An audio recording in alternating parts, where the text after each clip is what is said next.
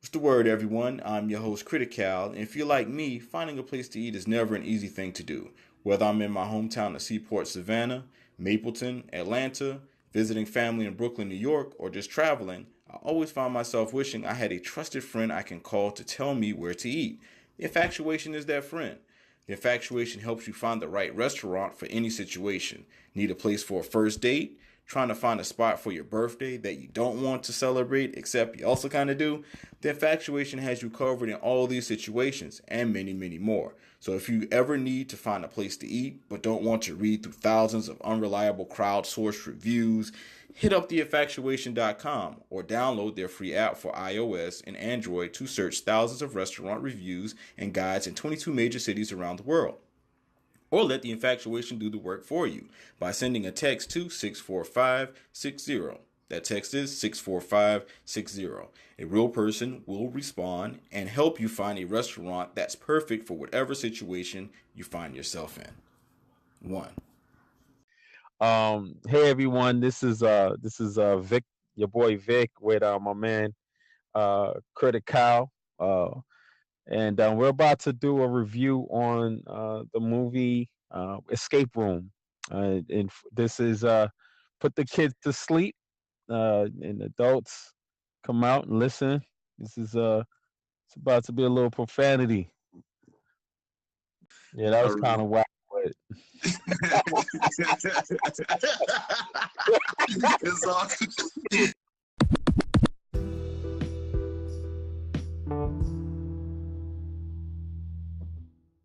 right. Welcome to Critical Blues Reviews. I'm your host, Critical. I got my mans with me here, Vic. What's the word, Vic?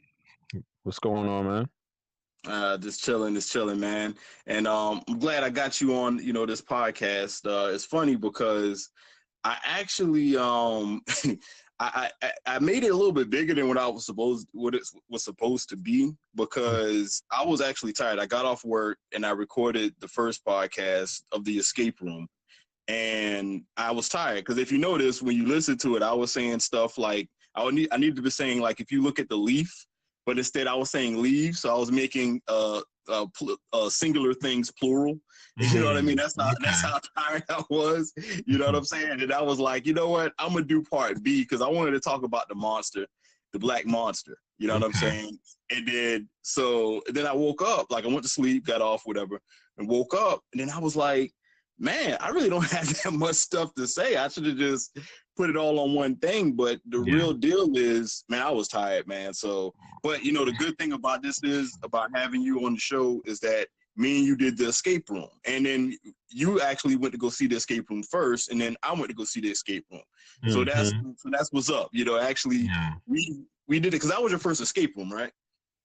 Yeah, when we did it, what was it? Was it Halloween of wasn't it on Halloween? Like it wasn't last year, it was the year before last, right?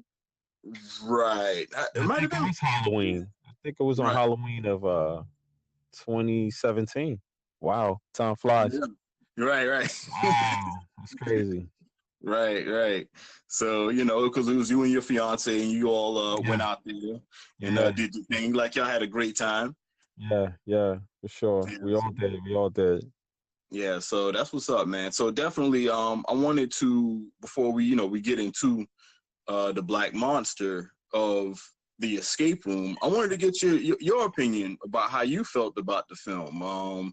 Like yeah, so how did you feel, like going in and coming out of it? Well, I really didn't know what to expect at first. I love the way it started. I personally love movies that start like that works in the reverse, or like they'll start from the end, right, the climax, and then they'll work their way backwards or forward, so to speak, if you get what I mean. And I love when they do that because it's kind of like getting straight to the point, and then they're like, so you're already sold if that opening scene is great. You know what I mean? And in this case, I really felt like the opening scene um hit home. Is definitely going to hit home for those who've done an escape room, and then you know, to it makes you wish that, you know, or even wonder rather, like what it would feel like to be in that type of scenario. Because as you know, with the escape room attractions, you got all these different, you know, rooms, right? And you know, some rooms, you know, each room is unique from, you know, and with that particular, with the opening scene, it was in my mind like, damn, you know what I'm saying? Well, how would I been Right. reacting if I was in that? So that was kind of crazy for me. Right. Overall, you know, I think the movie was real. It was a good film, and I like the fact that it combined a couple elements from different classic films, like the Saw, and also it was kind of like Saw meets Cube. Right. Um, and I like that. And I feel like there hasn't. I feel like the movie Saw carved out its own unique space in thriller slash horror films. There's Right. nothing like Saw. You know what I mean? It's like you watch Saw and you feel like you're watching a horror film, but there's really no monster with the exception of the little clown on the bike, you know, and Right. the voice from the recordings. You know what I'm saying? Right. So Right. it's crazy. So I feel like this film, Escape Room, managed to embrace that element. So I like that a lot. I love the fact that with each room that they went through, um, the the writers or the directors seemingly played with the viewers or the audience's senses. You know, Right. Right. because I mean, really, at the end of the day, that's all they have to go off of anyway, right? I mean, Right. there's no slasher, there's no boogeyman, there's nothing. So it's interesting just from thinking how the creation of this film, you know, when the writers got together, like what the thought process was behind how are we going to get the audience involved in this, and how we're going to get them to walk away feeling like they just experienced. For those people who never experienced an escape room, how are we going to get them to see what that kind of feels like, to like the 10th power? You know what I'm saying? Right. Right. Um, so I feel like, you know, from that perspective, I think it was dope. And I think the characters that they brought together, um, some of the characters that they brought together was really good. The personalities for the purposes that they served. And I was listening to your the first part of this escape room review, and you mentioned something really good. Like, you reminded me that each person, like I said a second ago, each person served a purpose, and I kind of got so caught up in the happenings of each scene that I forgot that each person served a purpose, with the exception of that white badass chick, who Um, I think you're talking about Deborah. She played Amanda, but yeah, Deborah yeah, Ann yeah. With Wood the from exception, Daredevil. yeah, with the exception of her and the overly excited nerdy kid, you know. Danny. Yeah. Yeah, yeah. So they stood out because, you know, he was just like a fanboy, and then she was just like the one, she you know, she had to really put in work to kind of save everybody's ass and at her expense, you know what I'm saying? Right. At her own And just expense. before you, well, my bad. And just kind of heads up everybody. Spoiler alert. I should have said Yeah, that at I'm the so beginning. sorry everyone. No, So no, no, you good. No, you good. I meant to say that at the beginning. I meant to say at the beginning. It's a okay. spoiler alert. So the thing is with the spoiler alert, we're gonna have to say some things to kind of even get into certain topics. You know what I mean? So we're Mhm. gonna have to reveal some things. So yeah, my Yeah. bad. Yeah. So but I promise people, I personally have a history of spoiling movies, but I promise uh to try my hardest not to spoil any scenes or the movie No, you in good. You general. good. We spoiling This this is one. to So we this don't is have to to the spoil. listeners. This is to the listeners, you know, just to Okay. and just for myself, because you know, I'm trying to do better. It's a new year. All right. Anyway, so yeah, so I think overall, man, it's a really good film. I don't know if you want to kind of chime in, but I mean, I could go on and on. So Well, actually, I'm gonna go ahead and get to the characters. I know you because you that's a good part to leave off at. You were talking about Danny, the nerd guy, the fanboy, and you was talking about Amanda. But how did you feel about Jason, that was played by Jay Ellis from Insecure? Oh, okay. So Jason, you know, um, I liked his character. I liked the role that they gave him as far as to play, as far as being this young successful black guy. Um, but immediately what I noticed was the arrogance. And I mean, maybe it goes hand in hand with the level of success, but I think personally, I know a lot of young successful black guys, and they are arrogant. You know what I'm saying? And I Right. don't know if it's like a stereotype kind of a thing. Like, you got a Diddy, you got a Jay-Z. These guys are typically arrogant and wealthy. You know what I'm saying? So I don't know if it was an intentional jab at a stereotype, or maybe the stereotype is the jab, but Mhm. I felt like, so I was like, it was cool. You know what I'm saying? I mean, he's the boss dude, whatever.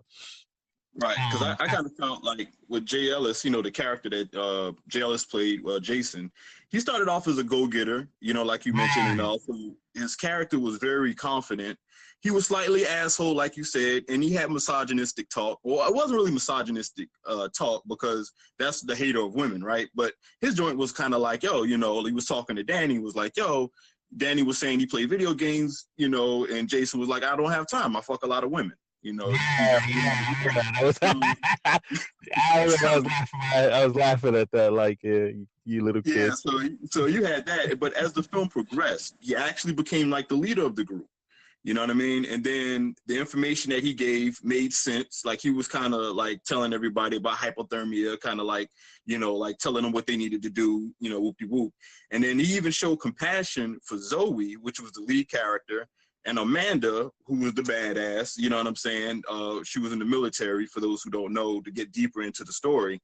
But then something kind of changed. You know what I'm saying? Did you feel that change, or did you feel like it was kind of,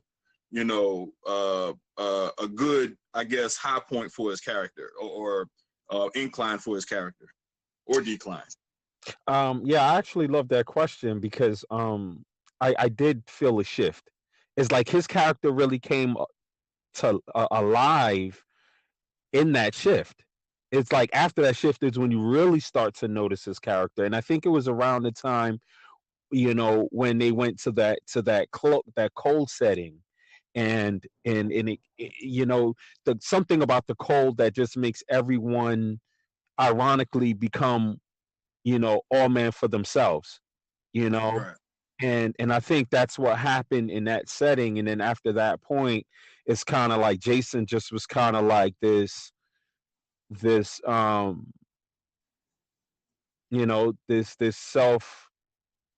selfish kind of a dude. You know what I'm saying? And Right.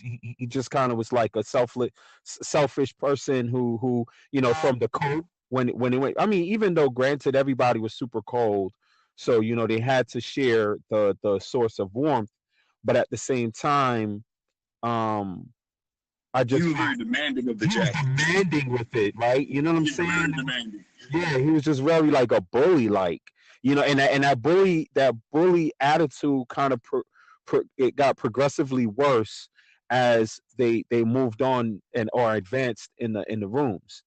You know what I'm Right. saying? Now, and also too, I kind of peeped it. Which really spoke to. I'm sorry, just want to add, which really spoke to his backstory. Right, right, because he was the only liar. Like, going by the backstory, he was the only liar in the group. You know what I'm saying?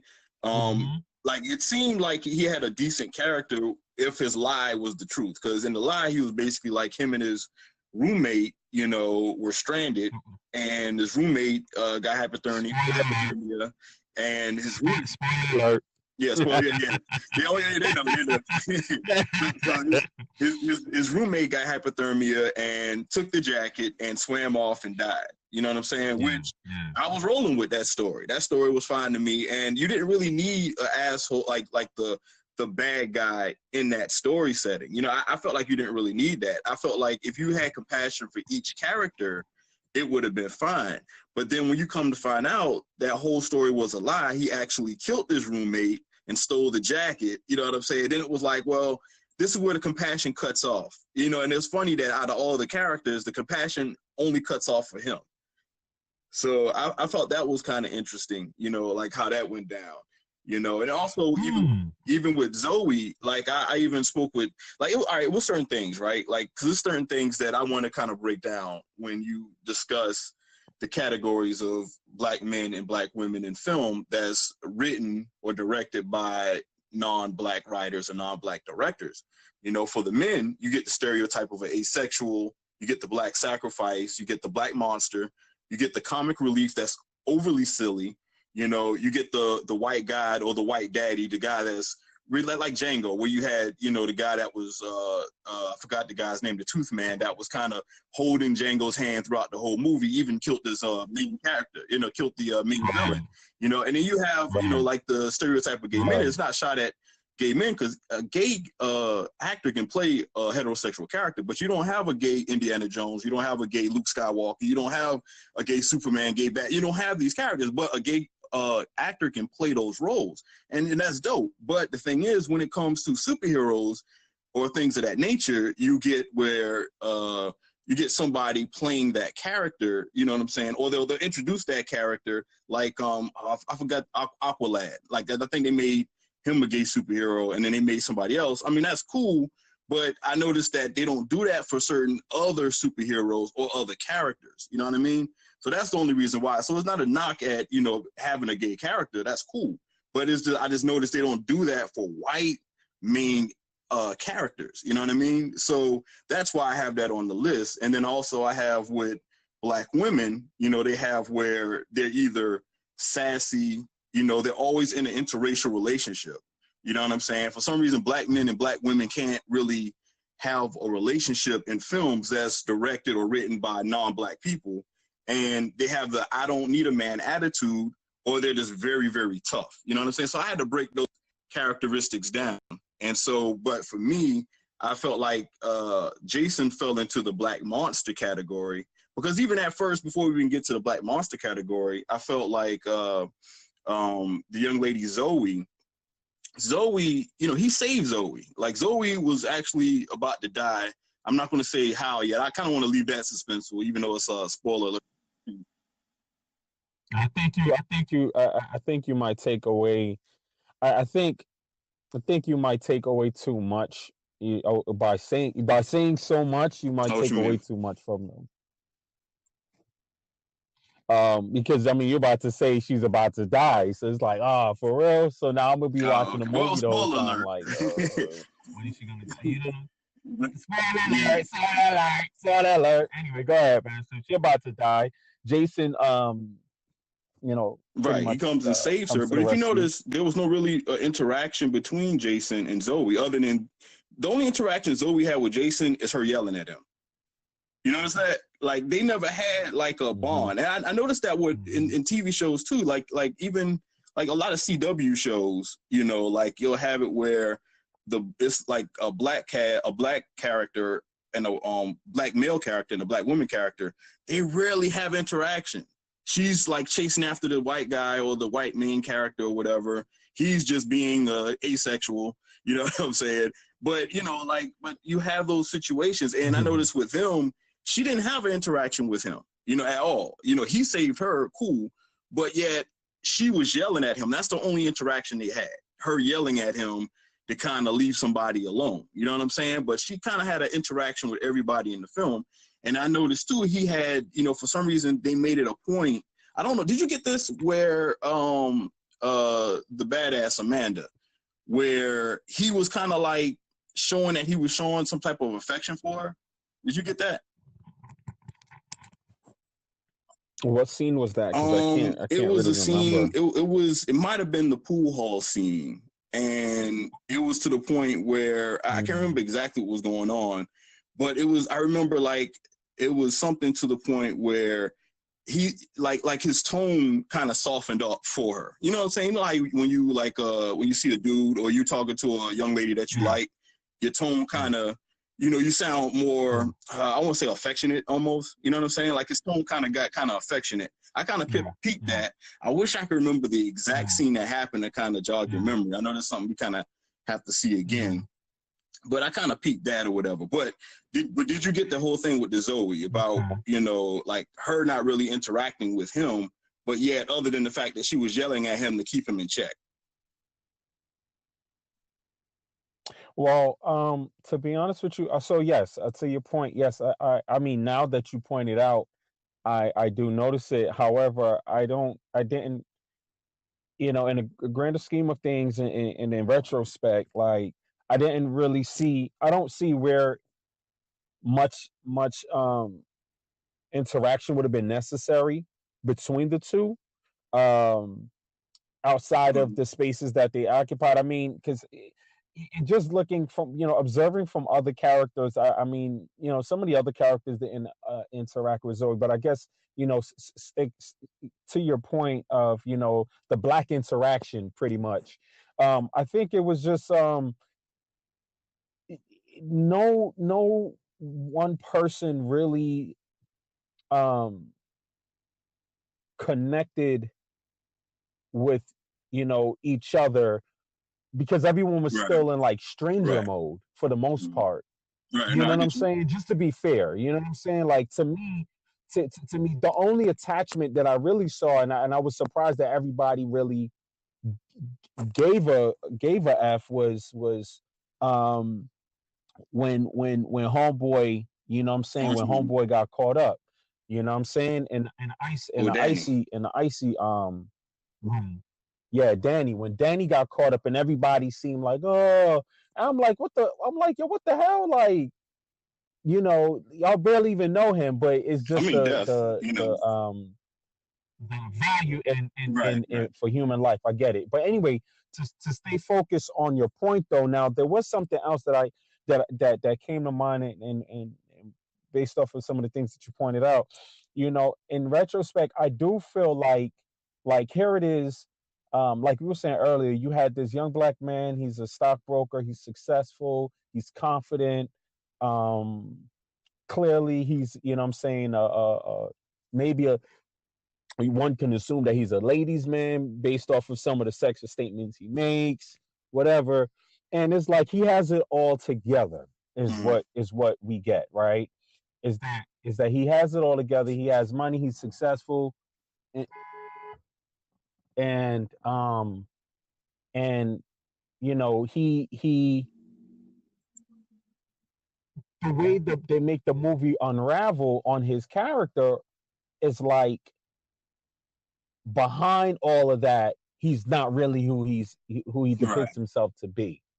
You know, and it's like stealing. So it's like Hollywood saying, you know what I'm saying, like, yeah, you might see a black man who's successful, and you know what I'm saying, you might see now. I mean, granted, you know, there's been movies where you see white guys like that and stuff like that, but I think couple that with not just the fact that of his past, his, you know, the secret that he has from his past, but also the fact that, you know, he has like this really bad right, attitude on top of that. And you know what I'm saying? And it really takes away from the significance of who he is, or he's worked his way up to be as a person of value.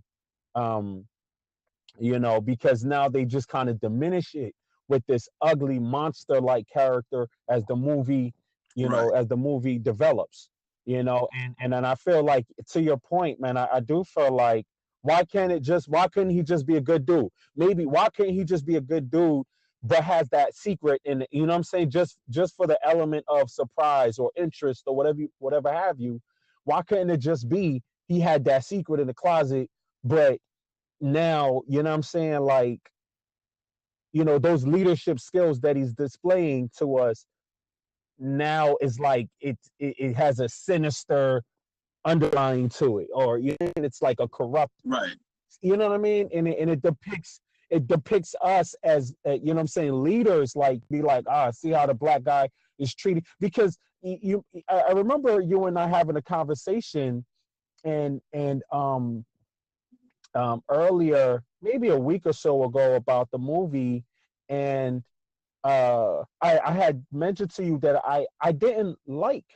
I started not liking his right, character as he became, you know what I'm saying, because he was so pushy, so bossy, such a bully, You know what I'm saying? His confidence then started to go into like this asshole lane.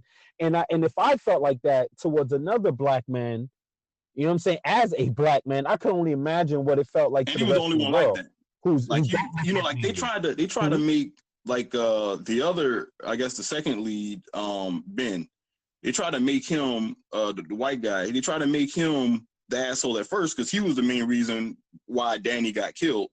You know what I'm saying? So, like, you know, for those who don't know, he threw a lighter down. Instead of handing the guy the lighter, he threw it down on the ground. And so when Danny went to go pick up the lighter, the ground exploded under them. This when they were in the cold room, and and The cold one. and Danny kind of and Danny like fell under the ice. And they tried to like make him seem like, you know, like the jerk on that one, but then it kind of was forgotten. Oh, but that wasn't. I mean, in retrospect, that really wasn't his fault. Yeah, Like, there was I a setup. mean, I mean, and that's how they set it up. you think Yeah, that's how they set it up. It you was no, like for but it wasn't the boys' fault. It wasn't either one of their faults. Like he threw the lighter instead of walking. He's cold. Like he's like, here, get it. Like he didn't know the ice was gonna right, and explode. so that's what that and it was almost like an excuse. It was like, hey, for Ben, this is an excuse for him for why he's an asshole. Now for Jason, he's just an asshole. He's no, not even an asshole. He's beyond it. He's the monster because even the one when he was in the medical room, this is when the monster really came out. It's like for those who's probably listening, like, well, I don't see where he's the monster at. Well, in the medical room is where the monster came out. Is when they had to figure out the puzzle, and at this point, there's toxic gas that's being released in the room. And so Jason gets Mike, and Mike is the comic relief, and he tells Mike that he has to hook up to the EKG, and the you know, because the heart rate had to be at a certain tempo, and so if not, he would shock him. You know what I'm saying? So he shocks Mike and kills Mike. So he kills Mike, but then realizes, oh, I can just use my own heart rate I can slow down my own heart rate or whatever just by meditating, and I can open all the passages up and everybody can escape. So if you would have did that in the first place, everybody would have survived. But for some reason, they had to make Jason kill Mike. Once he kills Mike, the comic relief and the guy that, you know, kind of was the heart of the team, like he kind of made people laugh or whatever the place. After he kills him, then he realizes, hey, I can slow my heart rate up for everybody to get out. And I felt like that was a push that was unnecessary to make him in that monster direction. Yeah, you know, and I didn't. I again, I think that was one of those scenes that definitely made me dislike him even more because of how he handled the situation. So I absolutely agree with you. I felt like, you know what I mean, like you know, as far as, you know, how it depicted him as a person, making that kind of a judgment. Again, it goes along with being selfish, you know, and you know, I think for me though, to me it showed selfishness. But it wasn't until the next room where there was like that serum or something that they touched, and the room They started to get all like, you know, right. warped. Yeah, they started tripping. But before the trip, where he was like forcing the young guy to open the what looks like a manhole or something. I can't remember, but like to open up the ground. And the way he was like, you know what I'm saying, like sitting over the top of him, like, yo, do it. You know what I'm saying? And I was like, who the hell is it? Like, I almost wish that I could have been in that. Like that scene really became personal to me. And again, like the mental impact that it had on me, and to stay focused on the point of the conversation here, like if I felt this emotionally invested in that scene, from how he killed off the first guy, and then how he forced the other guy to yeah to open the hatch, like it really, you know what I'm saying? Like for me, it was just like, who the hell does this guy think he is? But the rest of the world in reality is looking like, who's this black mother? You know what I'm saying? Like, after you know, leaving everybody for dead in the other room. Yeah, after leaving everybody for dead in the other room. And then the other thing too was like, it was like certain things I didn't get. Like, first off, they made him come out of his shirt to show how, built he was. Then they had Ben, the little white dude, kill him with his bare hands. I was like, yo, what is this messaging he trying to do right now, yo? Like they made him come out of his shirt. You know what I'm saying? They were like, yo, we need you to come out your shirt. You know what I'm saying? And then we're going to have Ben come and just kill you with his bare hands. And then how he died looks silly as hell, but, it was just like, all right. There's like the irony behind it. And I just think that, again, to just kind of put it all in perspective, man, it was just kind of like, here you have this successful, fit, handsome black guy, confident, with great leadership skills. But beneath it, he's really this ugly, conceited, selfish, sexist monster individual. Monster. You know what I'm saying? And I really didn't even, I really didn't even see it as such until, this conversation. And did you see Cube? Like, of all the characters, they could have chose another person to do that. They could have did that with the fat white guy who died. You know what I'm saying? Mike, yeah. And they could have did it with anybody, but they did it with him. And my thing is too, to kind of bring it on home. You know what I'm saying? It's not like, just a one-time thing. Anybody could have played that role. All right, cool. So we already discussed how it kind of related to Cube, right? Because you've seen Cube, right? Okay. Yes, I see. Now the thing is this. Remember the black guy that was on Cube? The cop. Yeah, the block. Yeah, he was the monster on Cube. Remember, he was killing everybody. Remember, he was snapping. He was being bossy.